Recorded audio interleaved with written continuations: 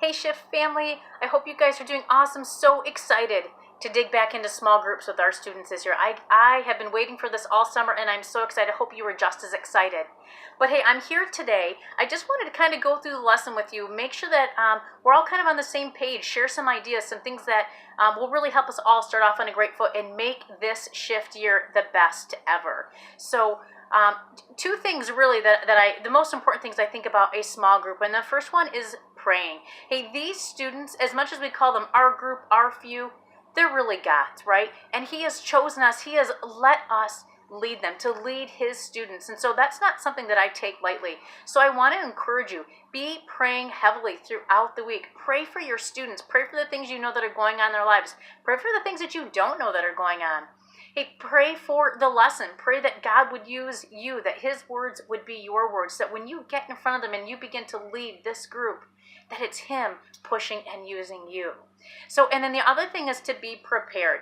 At this point, you've probably figured out that your lesson is available on Planning Center. If you wait till 5 minutes before you walk into that leader meeting, and that's the first time you've looked at this lesson, you're really not setting yourself up for success or creating the best environment to really grow the hearts of these kids. Remember, our goal is to grow them closer to Christ. So the more prepared you are, the more you've prepared in prayer and prepared physically by knowing this lesson, the better everyone is gonna be from this, right?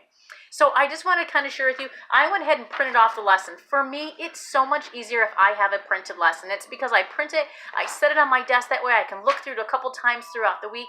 And I also, you probably noticed, I put notes all over mine. And the reason is because each of these sections that we're going to go through, there's 5 or 6 different ideas listed for each section.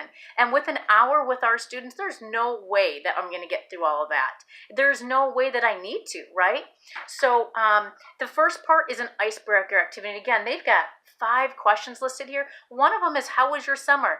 I intend to take that, how was your summer? What have you been doing? I'm going to use that during community time when they're, playing, when I'm sitting at the table playing Uno or getting a snack or just chilling with them, playing Gaga Ball, whatever it might be. Those are great times to use some of those questions. So when I actually get into that small group, when we get into that icebreaker, I might choose something a little bit deeper, something more connected to the lesson. For instance, one thing they say is, what's one thing that's different about you?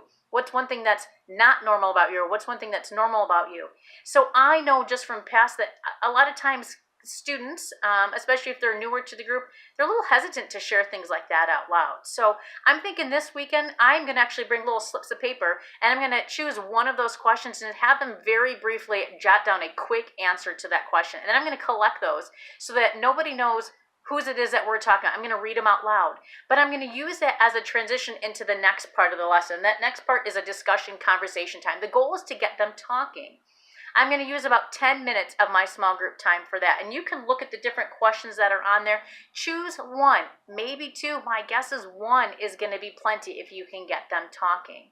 Because then that transitions us into the main part of the lesson. I'm going to allow myself about 30 minutes for this. This is the spiritual application. This is where I really want them to dig into that Bible with me. I want them to see these biblical truths, but then help them apply it to their lives and to what we've been talking about. And you'll see in the lesson, if you're prepared, you'll see that the question is asking you to talk about the story of Shadrach, Meshach, and Abednego.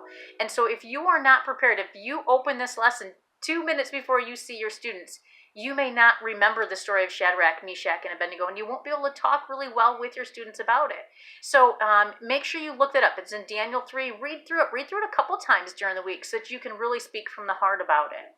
So then after you do the meat and potato part of the lesson, that spiritual application, there's an action step activity. I love this. It gives 4, 5, 6 ideas of practical things that you can challenge your students to do during the week. Simple things that apply the biblical truths that we've been talking about. And then, of course, you can end your small group time with a time of prayer. Ask them for specific requests. Ask them for things that relate to what you talked about.